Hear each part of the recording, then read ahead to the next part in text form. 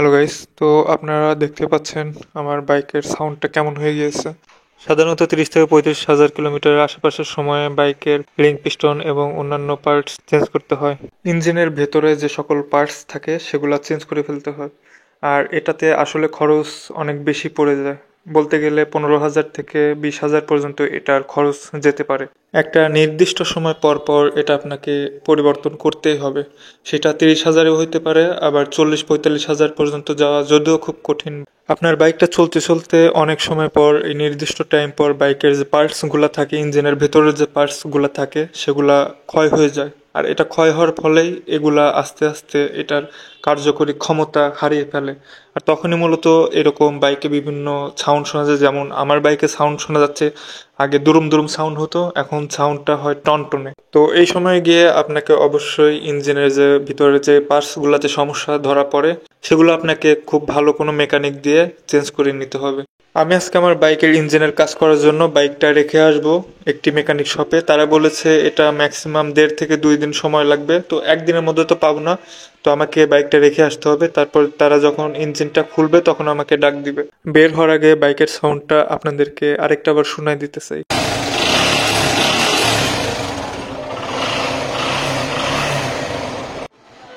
Already আমি mechanic শপের পাশে চলে এসেছি, আর এখন আমাকে বাইকটা মেকানিকের কাছে রেখে আসতে হবে। আশা করি ওনারা সঠিকভাবে আমার কাজটি করে দিতে পারবে। ইঞ্জিনের যেহেতু কাজ দক্ষ মেকানিক ছাড়া আসলে না করাই ভালো, তবে ওনাদের কাছে দিচ্ছি, ওনাদের কাজটা আশা করি ভালো হবে। তো বাইকটা সাকসেসফুলি মেকানিকের কাছে দিয়ে আসলাম, আর এখন একটা অটোতে উঠেছি, আমি অটো রিক্সাতে। আর এটাতে উঠে আমি এখন আমার বাসায় যাচ্ছি। এখন রাত 10:30।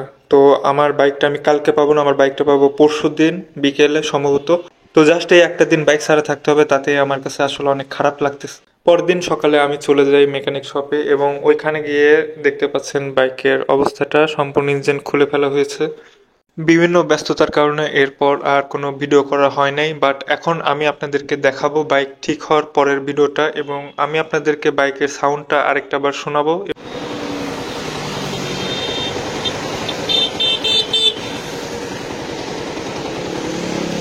তো আপনারা যেমনটা দেখলেন, সাউন্ডটা প্রায় 80% ঠিক হয়ে গেছে, 20% এখনো একটু অন্যরকম লাগতেছে, কারণ ইঞ্জিনের অনেক পার্টস পরিবর্তন করা হয়েছে, সেগুলা ফ্রি হইতে একটু টাইম লাগবে। তো আমি এরপর আপনাদেরকে যে ভিডিওটা দেখাবো সেটা প্রায় 6-7 দিন পার হওয়ার পর, যেখানে আমি বলবো আসলে সাউন্ডটা তখন কেমন অবস্থায় আছে। এখানে আরেকটা বিষয় আছে, সেটা হলো আপনি যখন বাইকের ইঞ্জিনের কাজ করাবেন, তারপর আপনাকে বাইকটাকে একদম নতুনের মতো ব্রেকিং পিরিয়ড মেনে চলতে হবে। তো আমি অ্যাটলিস্ট 500 কিলোমিটার চেষ্টা করব একেবারে আস্তে আস্তে যাওয়ার, হাই আরপিএম না উঠানোর, কারণ বাইকের ইঞ্জিনটাকে একটু ফ্রি করতে হবে। বাইকটা ঠিক করার পর অলরেডি 7টা দিন পার হয়ে গেছে, আর এখন আজকে যাচ্ছি হলো হোম টাউনে। তো আজকে মোটামুটি 150 থেকে 200 কিলোমিটারের একটা রাইড হবে। তো আজকে আমি বাইকের সাউন্ডটা আপনাদেরকে শোনাই দিতে চাই।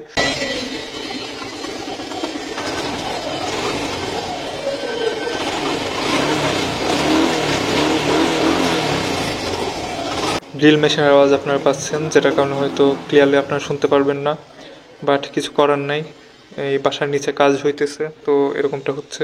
ইঞ্জিনটা কতটা স্মুথ হয়ে গেছে, আর আগের মতো দুরুম দুরুম সাউন্ডটা, একটা দুরুম দুরুম মিষ্টি সাউন্ড, ওইটা আসলে ফিরে পাইছি আমি। আমি অলরেডি বাসার উদ্দেশ্যে বের হয়ে গেছি, আর এখন আমাকে আপনারা দেখতে পাচ্ছেন কালশি ফ্লাইওভারে। যে বাইকের সাউন্ডটা জাস্ট পুরাই অস্থির হয়ে গিয়েছে, একেবারে আগের মতো স্মুথ, আগের মতো সাউন্ডে দুরুম দুরুম একটা সাউন্ড। বাইকের ইঞ্জিনের কাজটা আমি যেখান থেকে করেছি সেই জায়গাটির নাম হলো খিলক্ষেত নামাপাড়া, পানির পাম্প মোড়ের পাশেই সেই সার্ভিস সেন্টারটি অবস্থিত। সার্ভিস সেন্টারের নাম হলো এস বাইক সেন্টার। এই সার্ভিস সেন্টারে মোটামুটি রিজনেবল প্রাইসেই অনেক কাজ করানো যায়, আর ওনাদের কাজের হাত অনেক ভালো। তো আপনারা চাইলে এই এলাকার আশেপাশে যারা থাকেন চাইলে এখান থেকে করাইতে পারেন। তো বাইকটা এখন আমি বলতে পারেন বাইকের সাউন্ডটা প্লাস বাইকের স্মুথনেস নিয়ে আমি অনেকটা স্যাটিসফাইড। যদিও এখন আমি 60-র বেশি স্পিড আমি তুলতেছি না, ট্রাই করতেছি 40 থেকে 45-এর মধ্যে স্পিডটা রাখার। তো এটাই ছিল আজকের ভিডিওটা। আশা করি সবার ভালো লেগেছে। ভালো না লাগলে অবশ্যই কমেন্টে জানাবেন কি কি ইমপ্রুভ করা যেতে পারে। আর আজকের ভিডিওটা এ পর্যন্তই। ভালো থাকবেন সবাই। খোদা হাফেজ।